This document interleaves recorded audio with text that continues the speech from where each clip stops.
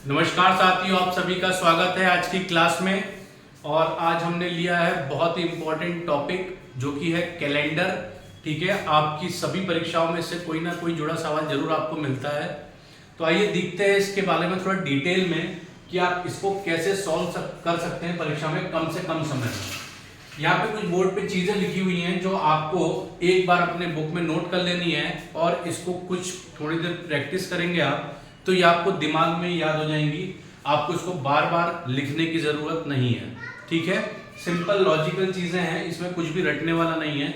आइए देखते हैं कैसे।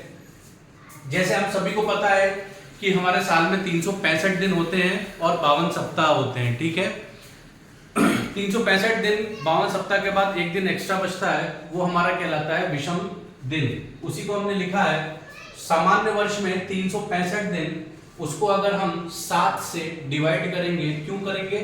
क्योंकि हमें पता है 7 दिन का एक सप्ताह होता है, 7वें दिन के बाद वह दिन खुद रिपीट होता है। ठीक है, यानी कि अगर आज आपका दिन मंगलवार है तो 7 दिन के बाद जो अगला दिन पड़ेगा वो मंगलवार होगा, यानी ये अब फिर से पुनरावृत्ति करने लगता है, अपने आप को रिपीट करता है। उसी के तर्ज पर हमने इसको 7 से डिवाइड किया, 52 सप्ताह में मिला और एक दिन एक्स्ट्रा बचा। आप डिवाइड करके देखेंगे तो 52 ही आएगा और एक दिन एक्स्ट्रा बचेगा, उसी को हमने विषम दिन कहा है। यानी कि अगर मान लीजिए इस साल यानी कि आज का जो दिन है अगर वो मंगलवार है और अगले साल इसी तारीख को कौन सा दिन पड़ेगा तो हमें सिर्फ एक विषम दिन उसमें ऐड कर देना है, यानी मंगलवार प्लस 1 यानी कि बुधवार। वो हमारा क्या हो जाएगा, उस डेट को वो दिन पड़ेगा अगले साल। ठीक है, इसी प्रकार से हमें अच्छा लीप वर्ष की बात करते हैं। लीप वर्ष जो आपको पता है अक्सर 4 साल में आप देखते हैं फरवरी जो है 29 दिन की होती है, वो एक दिन जो एक्स्ट्रा होता है सामान्यतः 28 दिन की होती है और लीप ईयर में 29। तो वो जो एक दिन एक्स्ट्रा जुड़ता है उसी को, उस वर्ष को ही हम लोग लीप ईयर के नाम से जानते हैं, जिसको हिंदी में अधिवर्ष भी कहते हैं। ठीक, तो उसमें कितने दिन होते हैं, उसमें एक दिन एक्स्ट्रा यानी 365 प्लस 1 366, फिर उसको 7 से डिवाइड करेंगे तो 52 सप्ताह और 2 दिन एक्स्ट्रा बचेंगे। वो 2 दिन विषम दिन होंगे, किसमें, लीप ईयर में। यानी कि याद रखने वाली चीज क्या है कि लीप ईयर में हमेशा 2 विषम दिन होंगे और सामान्य वर्ष में एक ही विषम दिन होगा। ठीक है, यानी कि मान लीजिए ये 2023 है और आपका चल रहा है सितंबर माह। ठीक है, तो आज अगर 12 तारीख है मंगलवार तो अगले जो साल पड़ेगा वो 2024 और 2024 क्या है, वो लीप ईयर होगा। लीप ईयर भी पहचानना आपको बताया जाएगा कैसे। 4 से डिविजिबल हो जाता है तो हम उसको सामान्यतः लीप ईयर में कैलकुलेट कर लेते हैं। तो अगर लीप ईयर है तो हमें एक दिन नहीं 2 दिन ऐड करना है, क्योंकि वो लीप ईयर पड़ गया और फरवरी के बाद वो महीना पड़ेगा तो उसमें 2 दिन। अगर उसके पहले यानी कि जनवरी में आपसे कोई पूछे 2024 में कि फला तारीख को कौन सा दिन पड़ेगा, तब आपको 2 दिन नहीं ऐड करने, एक ही दिन। लेकिन जैसे ही फरवरी गुजर गई, मार्च से आपको 2 दिन को जोड़ना है। ठीक है, यानी कि मंगलवार प्लस 2 यानी कि बुधवार फिर गुरुवार। ठीक है, तो गुरुवार आंसर होगा। फिर बात करते हैं हमारे अधिशताब्दी वर्षों की। जैसे शताब्दी वर्ष होते हैं हमारे, उसमें कैसे देखना है हमें 100 वर्षों में हमें याद कर लेना है कि हमारे 5 विषम दिन होते हैं, 200 वर्षों में 3, 400 में 2 और 400 का 300 में 2 और 400 में एक विषम दिन होगा। ये हमें याद कर लेना है, ये आगे अभी सवाल में हम इस्तेमाल नहीं करेंगे। ठीक है, फिर बात करते हैं हमने कार्य दिवस के लिए। जैसे मान लीजिए लास्ट में कैलकुलेट करके हमारा कुछ आंसर आया। देखिए आंसर जितना आता जाएगा उसको 7 से डिवाइड करते जाएंगे और भागफल को लिखते जाएंगे, क्योंकि मैंने बोला 7 दिन पे फिर से वो दिन अपने आप को रिपीट करेगा। ठीक है, तो आपको जो भी बचेगा, मान लीजिए आपका 0 बचा तो वो दिन रविवार कहलाएगा। ये कोड वर्ड है, यानी कि 0 से शुरू करना है और 0 होगा रविवार। आगे बढ़ते जाइए, 1 यानी सोमवार, 2 यानी मंगलवार, 3 यानी बुधवार, 4 यानी बृहस्पतिवार, 5 यानी शुक्रवार, 6 यानी शनिवार। ठीक है, तो जो आपका आंसर होगा उसी आधार पे उस दिन को आपको इस टेबल के माध्यम से लिख देना है, वही आपका आंसर हो जाएगा। अच्छा, मान लीजिए 400 से ज्यादा कोई वर्ष लिखा हुआ हो, जैसे ये तो 400 वर्षों तक का हमें विषम दिन पता चल गए, कहीं 500 आ गया, 600, 700, तो उसके लिए हमें उसको तोड़ना होगा, वही बताऊंगा।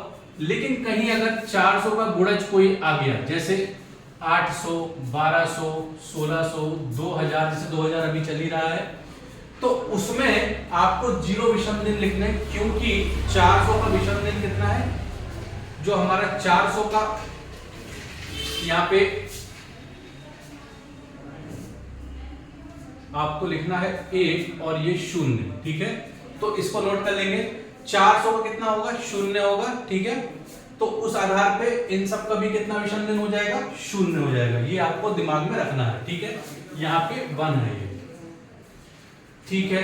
अब लीप ईयर की कैसे कैलकुलेट करेंगे, जैसे मान लीजिए मैंने बोला 1 से लेके 100 तक अगर वर्ष है, तो इसके बीच अगर मुझे लीप ईयर कैलकुलेट करना है तो मैं सिंपल सा इसको 4 से भाग दूंगा, ठीक। लेकिन 100वां वर्ष नहीं लूंगा, क्योंकि 100वें वर्ष में मुझे किसी मंथ में निकालना होगा, तो वो पूरा साल हम नहीं ले सकते। इसलिए इसके पहले के लिए हमें लेना होगा, यानी कि 1 से 99 वर्ष के लिए हम ज्ञात करेंगे, ठीक। उसको आप 4 से भाग देंगे।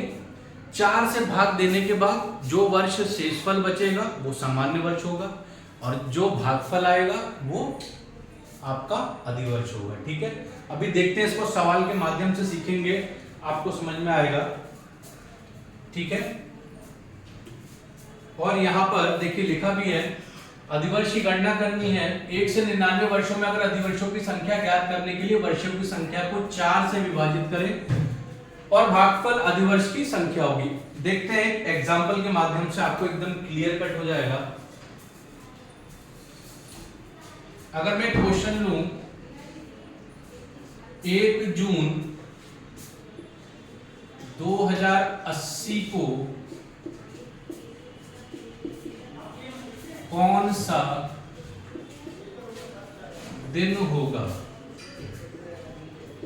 ठीक है। चलिए इसमें देखते हैं हम लोग इसको सॉल्व करके कैसे होगा ये। सबसे पहले तो हम इसको ब्रेक करेंगे। ब्रेक करने के लिए देखिए 2080 में तो निकालना ही है, मैंने बोला जिस साल को निकालना है उसको छोड़ देंगे, ठीक है। उसके बाकी देखते हैं, यानी 80 को अगर छोड़ दें तो हमारे पास बचता है 2079, ठीक है। अब इसके लिए कैलकुलेट कैसे करेंगे, इसको ब्रेक करिए, यानी कि इसको ब्रेक कैसे कर सकते हैं, 2000 और इस तरीके से हमने लिख दिया, ठीक है। आपको मैंने बताया था अगर 2000 मिला आपको, यानी कि 400 का गुणज है, 400 के लिए विषम संख्या होती है 0, और गुणज में भी जितने भी आएंगे वो 0, यानी कि ये तो आपको कितना विषम दिन देगा, 0। यानी कि लिख दीजिए 2000 वर्ष के लिए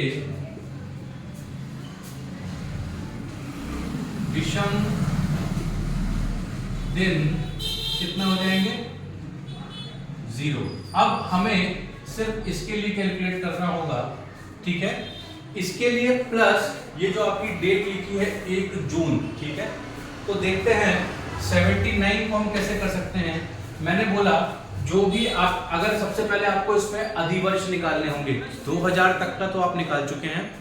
79 में अधिवर्ष कैसे निकालेंगे, 4 से भाग देंगे, ठीक। ये हम क्या कर रहे हैं, अधिवर्ष की गणना कर रहे हैं, ठीक। 4 से जैसे ही भाग देंगे तो ये 19 बार तो पूरा जाएगा, ठीक है। 19 बार पूरा जाएगा, क्योंकि 4 एकम 4, 4 × 36, 3 बचेगा, यानी कि 19 तो इसमें अधिवर्ष हो गए। बाकी जो शेषफल बचेगा उसको भूल जाइए, यानी 19 जितनी बार ये पूरा गया उतना को आप इसको पॉइंट में, दशमलव में नहीं लेना है, एक पूरी आपको पूर्णांक लेना है, ठीक। तो 19 तो अधिवर्ष हो गए। अच्छा, अब मुझे ये बताइए अगर 79 में 19 अधिवर्ष हो गए तो कितने सामान्य वर्ष होंगे, तो 79 - 19 यानी कि 60, ठीक है। तो प्लस लिख दीजिए 60 सामान्य वर्ष, समझ में आया ये, ठीक है। तो ये सामान्य वर्ष हो गए भाई, 19 तो अधिवर्ष हुए, तो 19 को 79 में से माइनस करना पड़ेगा ना, सामान्य वर्ष ही तो हुए अधिवर्ष के, यानी लीप ईयर के बाद जो बचा वो आपका कॉमन ईयर हुआ, सामान्य वर्ष, ठीक है। तो 60 साल ये हो गए। अच्छा, ठीक है। अब मैंने बोला क्या, अधिवर्ष है तो एक अधिवर्ष में आपका 2 विषम दिन होते हैं, ठीक। अब हम विषम दिन की गणना करेंगे इसमें और इसमें। मुझे ये बताइए 19 अधिवर्ष है तो एक अधिवर्ष में 2 विषम दिन होते हैं, तो 19 में कितने हो जाएंगे, गुणा 2 कर देंगे, यानी कि 38 विषम दिन। ठीक है, जैसे ही संख्या आपको 7 की गुणज के आसपास दिखे तो आपको तुरंत 7 से भाग देना है, या 7 से ज्यादा, तो उसको तुरंत 7 से भाग दे दीजिए। कितना बचेगा, 7 पंजे 35 पूरा जाएगा, जो शेषफल बचेगा उसको लिखे, यानी कितना 3। तो इससे हमें मिला कितना, 3 विषम दिन। इसको छोटे से छोटा आपको बनाना है और हमेशा 7 से ही भाग देना है।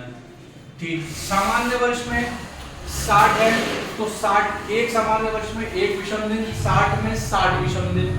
ठीक है, तो 60 विषम दिन, यानी कि फिर इसको छोटा करेंगे तो 7 से डिवाइड करेंगे, 7 8 56, कितना बचा, 4 दिन, यानी कि 4 विषम दिन। अब ये 7 से डिवाइड नहीं होगा ना, इसलिए इसको 7 से आगे डिवाइड नहीं किया। ठीक है, 4 ये आया, 3 ये रहा, 4 ये रहा। ठीक है, अच्छा, ये तो आपके अभी सिर्फ इसके लिए गणना हुई है हमारे विषम दिन की। हमारा काम अभी आधा है, क्योंकि हमने इतने, अभी हमें 1 जून तक करना है। तो इसके लिए हम क्या करेंगे, हमारा जो साल शुरू होता है वो 1 जनवरी से होता है, तो आप लिखिए, उसके लिए हम विषम दिन का कैलकुलेट कैसे करेंगे। यानी ये 1 जून के लिए है, 1 जून यानी कि आपका छठा महीना है, तो पहले महीने शुरू करिए। पहला महीना कितने दिन का होगा, 31 जनवरी। ठीक है, जनवरी के 31 दिन प्लस फरवरी में कितने दिन, अच्छा फरवरी में 28 लिखे कि 29 कैसे पता चलेगा, मैंने बोला 4 से अगर डिवाइड हो जाएगा साल तो वो लीप ईयर होगा, तो ये 4 से डिवाइड होगा, 4 पंजे 20 और फिर 4 दूनी 8 0, तो ये लीप ईयर होगा। और लीप ईयर में फरवरी कितने दिन की होगी, 29 दिन की, तो लिख दीजिए 29 फरवरी। मार्च आएगा, मार्च कितने का होता है, 31, तो मार्च लिख दीजिए। अप्रैल कितने का होता है, 30 का, तो अप्रैल लिख दीजिए। मई कितने का होता है, 31, तो मई लिख दीजिए।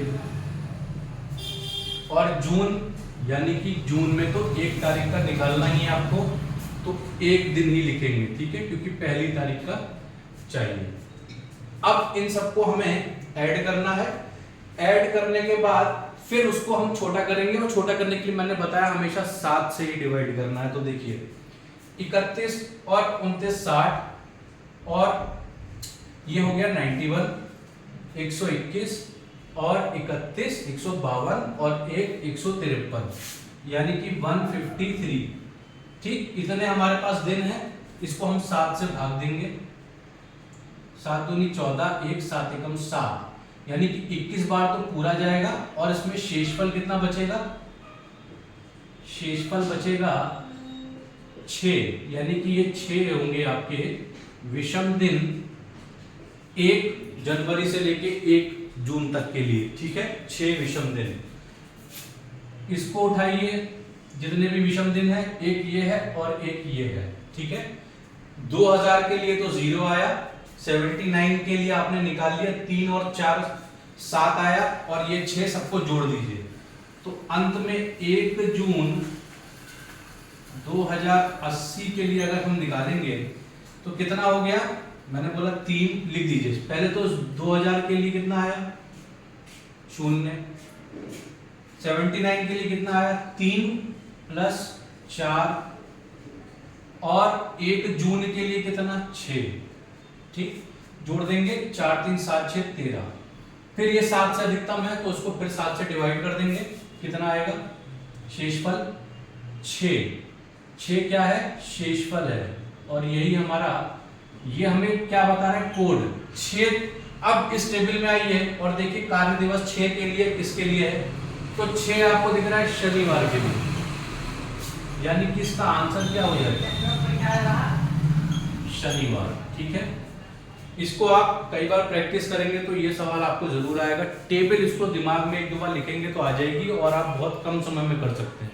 ठीक है, और आगे इस तरीके के सवाल हम कराएंगे आपको, तो हमारे साथ जुड़े रहिए। Thank you very much.